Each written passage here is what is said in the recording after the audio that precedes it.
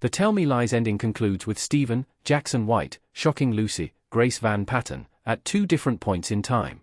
Based on the novel by Carola Lovering, Tell Me Lies Season 1 is mostly set in 2007 to 2008. This is during Lucy's freshman year at Baird College in New York while Stephen is a junior. The season is bookended by Lucy and Stephen, who haven't seen each other in 4 years, attending the wedding of their friends, Bree, Catherine Missel, and Evan, Brandon Cook, in 2015. The Tell Me Lies ending sees Lucy reeling from the fallout of the letter she anonymously wrote and sent to Baird College's administration, asking them to investigate her roommate Macy's, Lily McInnery, car accident death.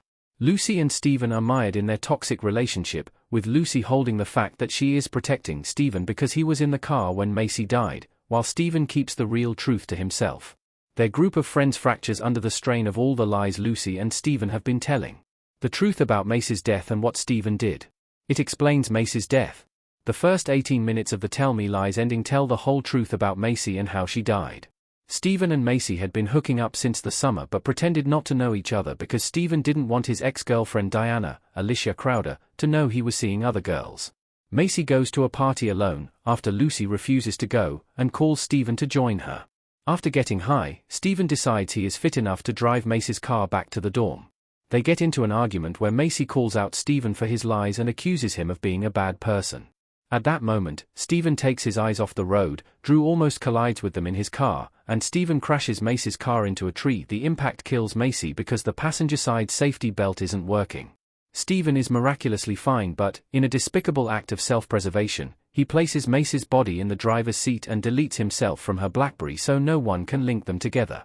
Stephen then walks home and leaves Macy to be found by the police. No one knows that Stephen was driving Macy's car when she died, and Stephen allows Drew to believe he is responsible instead of coming clean because he refuses to ruin his own life. It's hard to dispute Macy's assessment of Stephen before she died. He is a bad person who does the things a bad person would do. All the fallout from Lucy's letter about Drew explained. Lucy's lie was a big deal. Based on what Stephen told her, Lucy believes Drew is responsible for Macy's death, and she sends an anonymous letter to the dean to protect Stephen. Stephen tells Drew that his older brother Wrigley told his girlfriend about the accident. Stephen immediately realizes Lucy sent the letter but stands by while Wrigley's girlfriend is accused. Wrigley fights Drew, and Wrigley accidentally falls off a balcony. Because of Lucy's lie, Wrigley injures his knee and he won't quarterback the football team in his senior year. Wrigley accuses Pippa of writing the letter and refuses to believe Stephen sent it. Wrigley breaks up with Pippa, and the football team blames her for the injury. Lucy lies to another freshman that she and Stephen hooked up the night Macy died, again to protect Stephen. Word gets to Diana, who then tells Stephen about Lucy's lie, but he angrily finds the lie can be disproven. In the end, Drew isn't suspected of wrongdoing by the dean, so all Lucy's letter does is jeopardize Wrigley's future and ruin Pippa's reputation. Why Stephen really left Lucy for Diana. The promising offer for his future called to him. Lucy is shocked and heartbroken when Stephen coldly leaves the end-of-semester Hawaiian party with Diana. Diana wins Stephen back because she knows him better than anyone. Diana is self-assured and ambitious, the opposite of Lucy, and she touches on all of Stephen's insecurities as someone who wants to become rich and successful. Diana presents Stephen with a summer living in NYC, interning at her father's law firm, and the promise he will get a high-paying job once he graduates so that he can escape his mother. Diana also sums up Lucy as someone who isn't impressive, isn't driven to succeed like Stephen and is clinging to him. Lucy gives up the summer trip to India she had planned, so she can stay home and be near Stephen. Diana and Stephen also say I love you to each other in a way that's different from how Lucy and Stephen say I love you, although it's no less possessive.